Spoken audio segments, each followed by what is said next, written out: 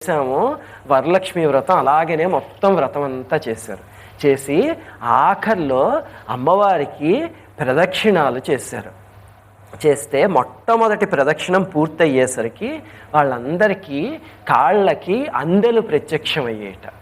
రెండో ప్రదక్షిణం పూర్తయ్యేసరికి చేతికి కంకణాలు ప్రత్యక్షమయ్యేట, సువర్ణ కంకణాలు.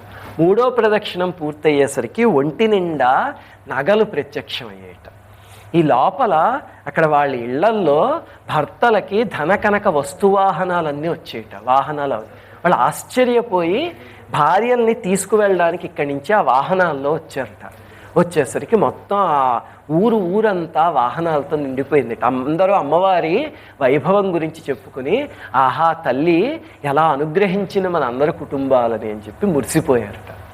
ఈ కథ ఇంతకీ ఏం చెప్తుంది అంటే, ఏ మంచి జరిగినా సరే అందరూ బాగుండాలి,